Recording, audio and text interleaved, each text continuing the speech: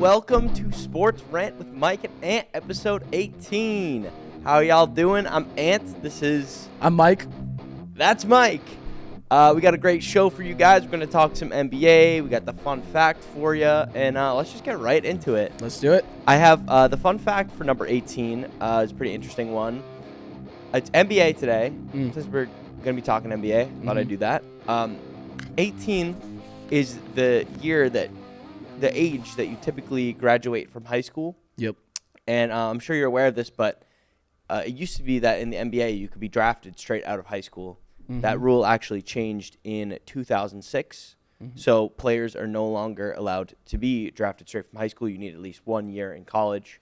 And there are some notable players that did the jump straight from high school to college. I think you can think of one right off the top of your head. Yeah, I can think of quite a few.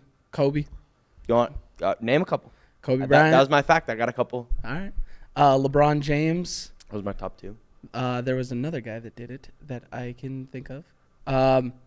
Yeah, quite a few. Was it like Sean Livingston or something? There's been a bunch, I think. I think Sean Kemp. Sean Kemp. Yeah. That's a good pull. Yeah, quite a few guys. But yeah, I had like a list of 5 notable names that went straight from high school to the NBA. You already got 2 of them, LeBron and Kobe. Those guys are pretty good. Then I also had Kevin Garnett. Kevin Garnett, that was the one. Yeah. Yep. You got Tracy McGrady, straight from high school to the game. And Dwight Howard. Yes. Superman. Dwight. Yeah. Are those the only ones? No, not the only ones. Those are just the ones that are, I think, the most notable to me, at least. You had some other names. Amari Stoudemire, Jermaine O'Neal. No, Amari Stoudemire, I thought he went to Arizona. He was drafted to Arizona. I don't know if he went to Arizona. He was drafted to the Suns. Nah, I think he went to, I don't know. He was drafted by the Suns. And like Moses Malone, some other guys. Honestly, less notable names than I would have thought. Yeah.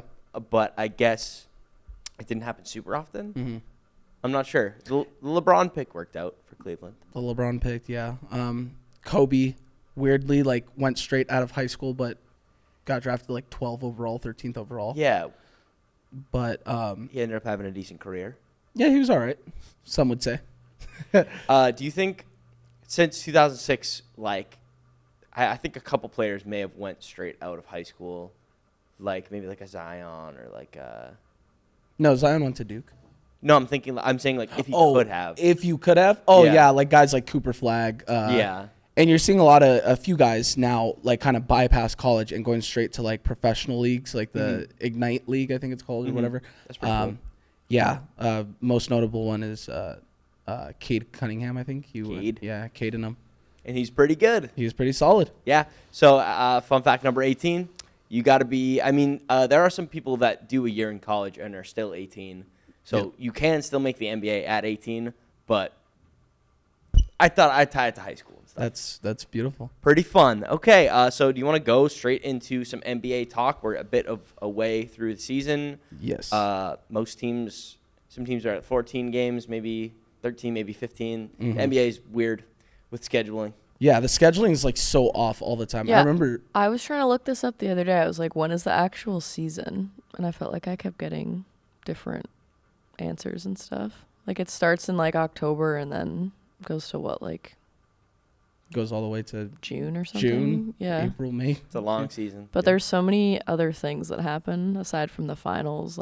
There's the All-Star and I don't know. All-Star I break. just remember being confused by all of that. The All-Star break, which was once one of my favorite pastimes to watch, has now been Mac McClung consistently winning the slam dunk contest. And all right, but he's cool with it. Yeah, he's cool, but dude, get LeBron in there. Get Ja. Yeah, get Ja, get Zion. Yeah. Maybe if you put some beignets at the top of the rim, maybe he'd be really interested. Why are they so uninterested in doing it?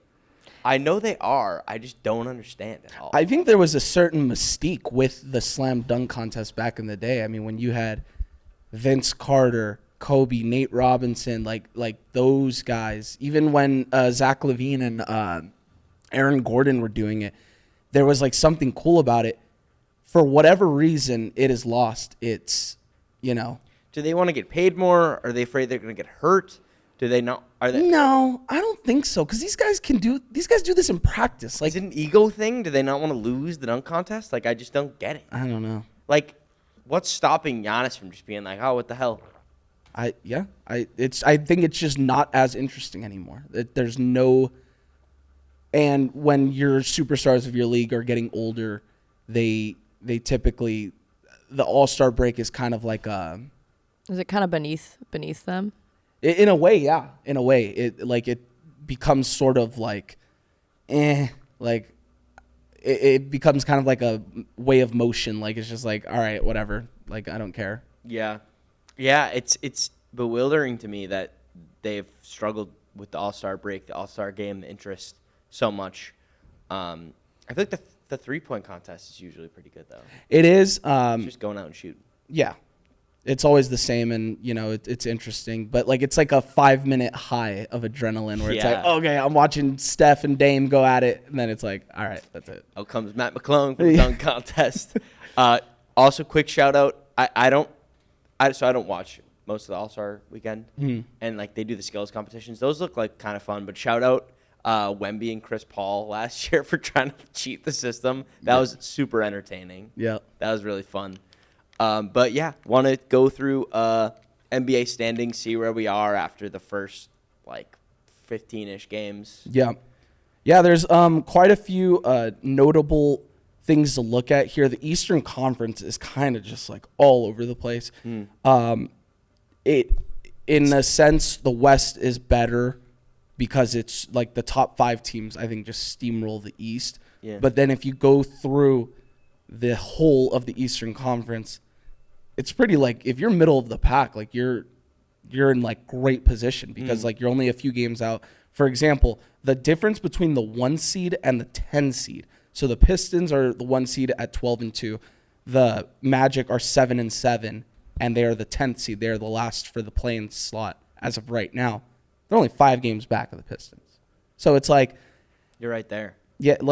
And then if you go to the Western Conference, like there's an 8-game difference, and the Utah Jazz of all teams are in the last slot, and then you have the unbeatable OKC Thunder as the 1 seed. So yeah, pretty interesting.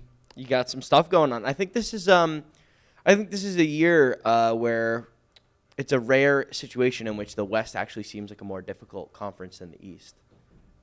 No, I'm just messing with you. Yeah, the West has always been very strong. I don't know. You want to go through some of these divisions and just talk about the top team for each? You can start with the East. In the Atlantic, you got the Raptors at 9-5, interestingly enough. But the Knicks are right behind. The Atlantic's actually all pretty close. You got the Raptors 9-5, Knicks 8-5, Sixers 8-5, Celtics 7-7, so right there. And then you get the Nets at 2-11. Mm-hmm. But that's a pretty competitive conference, so I see what you're saying there. The 76ers, man, they have absolutely shocked me this year. Yeah? Without Paul George, I mean, he played, last night or 2 nights ago, finally for the first time. They were like one of the worst teams in the league last year. I think they had like 23 wins, something ridiculous. Them sitting at 8-5 right now, pretty solid. The Celtics, obviously, we'll get into them a little bit later, but no Tatum is really going to impact that team and kind of take you out of it. Of course. This is, sitting at 500 right now isn't the most shocking thing in the world. I feel like that's what I would have expected coming into this year. It is kind of a wait and see with Tatum. There's some hope that you can maybe make the playoffs and have him come back. You don't want to rush him back. Yeah. Absolutely not. But here we are. I mean, Jaylen Brown is having a chance to shine. He's doing good. He's at like 27, 6-5 right now. Mm-hmm. He's playing pretty well. Derek White, you'll always love him. Simons is looking pretty solid. Yep.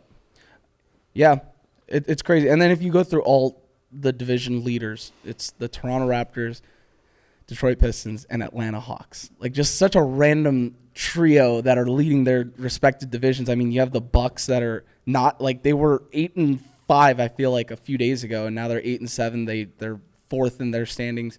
The Bulls were on a crazy hot start. They had a crazy hot start. Now they're sitting at 7-6. So it's kind of like wide open. I would say the East is as wide open as it's been. Yeah. Obviously, Tyrese being out. Obviously, Tatum being out. Well, I'm shocked that the Hawks are leading their division because Trey has been out for a minute. Yeah. And he's not going to be back for a minute. But, yeah, it's been a scrappy year. Mm-hmm. But I think the Pistons are maybe the biggest story in the East right now. Yeah. They're playing really well. Cade is leading them. Cade's him. Cade is him. And they got that this undrafted rookie point guard who's going off for them right now. Have you seen any of Dennis Jenkins? Dennis Jenkins. Check him out. He's on a 4-game streak of like 18 plus points. He's got some 20s and he's like dishing. He's having a pretty good streak. I'm a little in on the rookies this year. I've been playing fantasy basketball.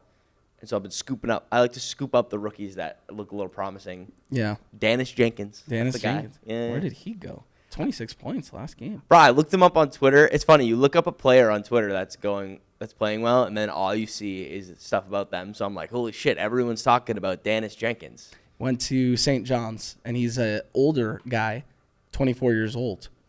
And this is his second year. He played 7 games last year. Oh, why did I think he was a rookie? Okay. My bad. Young guys. Yeah. But some other notable rookies. You got Kalkbrenner on the Hornets, the center. No idea who He's that been is. playing nice. Okay. And then, God, there's one other guy. Is AJ? It's like someone on the Thunder. AJ Williams.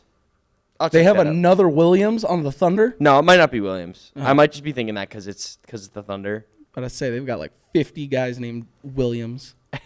They got a lot of damn Williams. AJ Mitchell. I'm trash. AJ Mitchell. Okay. You know him? Yeah. He's been hooping. Yeah. Went to UC Santa Barbara. Shout him out. Shout out UC San. The Gauchos. Okay, you want to get on to the West? Yeah, we can talk about the West. Pretty much, I don't think there's any surprises in the West. Just going through it, I think the Northwest is officially now the best conference in the West. You got the Thunder, the Nuggets, the Timberwolves, the Trailblazers are like sneaky good, and the Utah Jazz are, like as mentioned, pretty solid. But the division leaders, nothing really surprising. You got the Thunder, like I said, for the Northwest. The Pacific, you obviously have the Lakers, and then the Rockets in the Southwest. The Rockets was pretty predictable. I thought they would have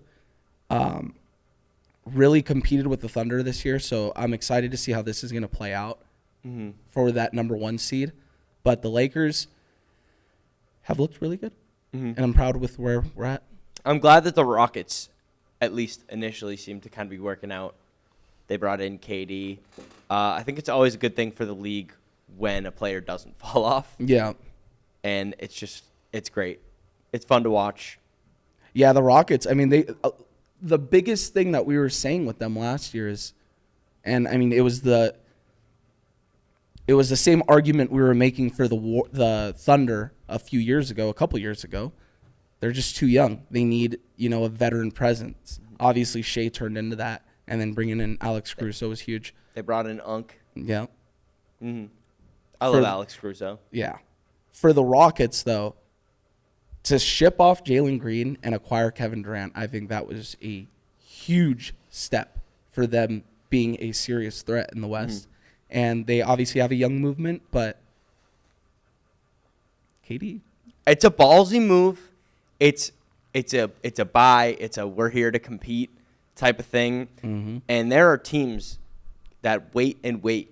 There are fan bases that wait and wait for their teams to make a move like that, to do something aggressive, to say it's time to compete right now. So it's exciting to not only see that happen, but to see it work out. And you hope that, other front offices can take that example and be like, okay, it worked out for them. Because a lot of the times you see this happen, you will go out and acquire the older star, and maybe they're kind of washed. Maybe it just doesn't work out. It's a big disaster, but so far, it's looking pretty good for the Rockets. Are you throwing digs at the Clippers right now? Because they love to acquire old, washed-up stars. You talking about the Los Angeles unction? It's a retirement home. Wait, why did they call the Lakers a retirement home when, we had Dwight, LeBron, AD, Carmelo Like Well, Dwight, like if you guys were the retirement home, they are like the hospice. they're the hearse. Yeah. They're the hearse. Them sitting at 4-10 is just hysterical. But their stadium does have the most toilets in the NBA. It does? Over 1,200 toilets. Flex. I'm dying to go to that stadium. It looks cool. And the tickets has the cheapest basketball you can see in town. So, I think at least. Yeah, the NBA has been a treat for me, and I think we're going to get LeBron back tonight. We'll see how that works out. Is he officially active? I don't know if they put out a... He was practicing fully as of yesterday. Yesterday, Monday. I believe. He's a game-time decision. Tell me how you feel about LeBron and this Lakers team. What do you want to see from him? Do you want to see him? Do you think he'll change the dynamic? Lakers have been playing very well this year. I think what it's really... The biggest thing for me, obviously, this is Luka's team, and he's going to initiate any sort of offense moving forward. He's got to be the number one ball-dominant guy on this team, and it can't even be close. But it is going to allow, because they are typically on different schedules as far as resting and, coming out of the game. So if LeBron can just be a spot-up shooter or, a facilitator at times for Luka and Ayton in the paint, if they can just work it where when Luka's resting for 2, 3, 4, 5 minutes, and you can have LeBron just really facilitating and being out there and then being the ball dominant guy, if he can learn to accept that role, that's a big if, because I don't know with LeBron, he's a wild card every single day, it feels like. But if he can just really acknowledge that, okay, let me be a 40% three-point shooter, be a spot-up shooter for Luka, and then when it's my time, when Luka's off the court, I can be the guy that's facilitating, that's scoring, that's ball dominant. Yeah. But there's a good chance he ruins the dynamic that is happening on the floor. I'm going to say, do we think LeBron will just accept that he is clearly the number 2 on this team? If you are 40 years old, soon to be 41 years old, and can't accept a role while being paid, I think he's a top 5 paid player in the league as of today. If you can't accept that role, then shame on you. I don't want you on my team. Damn, okay. And I'm a little biased because I don't want LeBron anymore, but You don't want LeBron anymore. No. Go into that a little bit. I Give me a little spiel about that. I think we need some follow up. I think LeBron is still a outstanding player. He is still a top 10 player in the league, no doubt. But with the salary that he is getting paid, with his age, I just think that this is going to sound wild, but I want people to understand what I'm about to say. I don't Mike's ageist. think I am an ageist, specifically and particularly when it comes to this man. No, I for LeBron, for me, it's just, I'm going to reference your boy, Colin Cowherd. And on behalf of the Lakers. I'm not saying in the league. LeBron is outstanding for the league. I have no ill to say about that. Anything to say about that. But LeBron, we're good, bro. We're good, bro. It's okay. You can go off now. Luka's here. Luka's here. And that's a lot more valid. Is that like to a say. Tom Brady situation? Like, I feel like he took a long time. But, Brady was... He was still... He was winning. Well, I mean, you're saying LeBron is top 10 player in the NBA in the world? Yeah. I'm not... I guess I have to sit down and chart it out, but, if that's how you feel, why would you ever not want him on Because your team? I don't think his priority is winning anymore. I think he's lost that hunger. I think he's here to break records, break stats, and that's all fine and dandy. But the dynamic with Luka, I feel... Oh my God, he should do the slam dunk contest. He should do the dunk should. contest if he wants the attention. That'd be sweet. I That'd be think sweet. no matter what they say, and I think LA people can agree with this, no matter whatever direction the organization heads into from here on out, obviously we all say it's Luka's team. There's still that cloud of like, well, it's LeBron too. Like, and I think if you build with other pieces rather than an aging 40-year-old man that is prickly at times, you can like whatever. Like to me, it's just like there's other pieces I would rather have than LeBron on this team. That is an interesting I don't take. think that's wild at all. I didn't say it was wild. I just think it's interesting, especially because you see him as top 10. Also, I think it's crazy on his part, if that's how he feels, because what record is there to chase other than you have 4 rings? Who are you compared to the most? A guy with 6 rings. If you think you could win a ring this year with this Lakers team that's off to a fresh start, a hot start, I mean, why would you not go and get number 5 and then maybe stick around to try to do number 6? You don't know. You never know. I don't, but this is the most injured he's been in his career since joining the Lakers. At times there's comments made that are just, and then I'm sick of the speculation every offseason of, is he going to want out? Is he going to retire? It's always a me show when it comes to him, and I don't care for that anymore. I love the player. I do. I'm not trying to make it sound like I hate LeBron. That's not at all the case. But it is. I just feel for the organization, especially with new ownership stepping in. I know Jeannie loves LeBron, but I just think there's a time and a place where where you have to say, okay, it's time to move on. Wow. And it's not production based. It is just the sense of, I don't think he's a Laker. I don't think he's fully bought into the organization. Is it, well, I mean, he brought his son there. Is it a trade? Did he bring his son there, or did he want to play with his son? Yeah, he wanted to play with his son. Yeah. Is it a trade scenario? Is it a requested release? Is it a retirement scenario? What do you picture? And then does Bronny go with him? I mean, obviously not in retirement, but I think you could work out a sign and trade after this year. I mean, I'm not saying trade him this year. He's under contract. I don't really see a scenario where you trade him this year. But I would say this summer, the Lakers just have to say, okay, let's work out a sign and trade. We'll ship you and Bronny off to wherever you'd like. Because that's what it's going to come down to. I mean, Bronny's not going to stick around longer than LeBron. I just would love to see the trade package that you'd get in return for a Bron duo. Bron duo. Bron squared. Yeah. I just like, that would be a really funny thing to know their trade value. Yeah, I guess that's what I was going to say is, what is Bronny's role on the team if LeBron is gone? You think he doesn't stick around? Do you think the Lakers would do the Lakers see anything in him that they would keep him if they could? Or I think JJ really likes Bronny, and I think he sees something in him. So maybe they keep him in a weird scenario, but like, could you imagine LeBron playing elsewhere while Bronny is still a Laker? I just don't see that. no. Yeah. I can't imagine the fact that they're even playing together in the first place. It is pretty cool still. Yeah.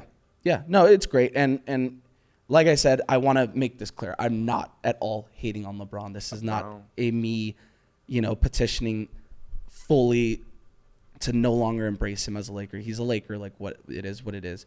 But the Luka trade put a lot of things in perspective. If we still had AD, I would absolutely still want LeBron. But I think you have a better player who is in the peak prime, like he's just about to enter his prime. And when you have a 40-year-old that can be a little bit of a pain at times. Did you say prickly? Prickly. I just see no reason on keeping that around when you can get younger, more explosive. You're building around 26-year-old Luka. Mm-hmm. Mm-hmm. And it's hard to picture any team with LeBron on it as not being LeBron's team. Mm. And I understand what you're saying from the point of this has to be Luka's team. Mm. Yeah, I don't know. If the Lakers are 14 games into the season right now. If they were 7-7 at this point, and LeBron has been out the entire season, I'd be like, oh shit, okay. It is very clear. Reeves, Luka, Laravia, all these other guys step up. These younger athletes and these younger, more explosive, more dynamic pieces step up, and we are 10-4 without LeBron. Yeah. Now, if he steps in and say our record goes to 12-9, 12-10, do I have a case? Do I have a point? For sure. You know? So LeBron is still great. He's outstanding. He's one of the greatest of all time, but lot riding on his appearance on the team and how that goes. I do actually have a surprise for you. We have a guest in the building. LeBron, you want to come on out here? Let's go. Imagine. No, we're still waiting on word from his team, actually, but I have a pretty good feeling about it. yeah, Rich Paul and the Clutch organization. Yeah, let's get in contact with them. Yeah. No, I it's an interesting conversation piece. I also, what's up? You seemed pretty, and correct me if I'm wrong, you seemed a little edgy with some of my comments. Do you think LeBron should just, like, do you think, what's your opinion on this situation? You've heard me talk. I'm curious. I don't know what my opinion on the situation is. I'd say it's like a weirdly constructed roster right now in just terms of young megastar. Pay him whatever he wants. He's the future. And then you have this old, twilight of his career megastar, maybe lost a little bit of a step, but not much. Different play style to adapt. And he's clearly not the future. But he's also making that money. So you have these two people making as much money as they can possibly make, and they are completely different directions for the franchise. So I understand you wanting to get rid of LeBron. It's just I guess I compare it to, it'd be like in the NFL having a really expensive bridge quarterback. Yeah. And not knowing or being an in-between period where you haven't moved on yet. It's like, it feels like a limbo for the Lakers. They're also winning games. So I don't know. I don't know how to think about it. Just imagine if the Steelers had a superstar Patrick Mahomes level backup right now. Mm-hmm. And who's still in the building. Yeah. And I'm not comparing LeBron and Rodgers, but in a sense, they are both very prickly. That's fair. That's a decent comparison. Would you want to stick Rodgers? Would you want to stick with Rodgers, or do you want to fully say hey, we've got this guy? Well, it's tough to compare to football because one has to start. One has to start. One won't play. Yeah. I don't know. I think it would be just fine if it wasn't such a case of personalities and being the alpha of the team and such. It's literally like a blue pill, red pill. It's do you get rid of LeBron and go all in on Luka? This is the future. You know it's gonna happen. You know you're gonna be at a point where you don't have LeBron and you have Luka and you build around him like crazy. Or do you keep LeBron around as long as possible out of respect, out of revenue, interest in the team and everything. Jersey sales, yeah. Jersey sales.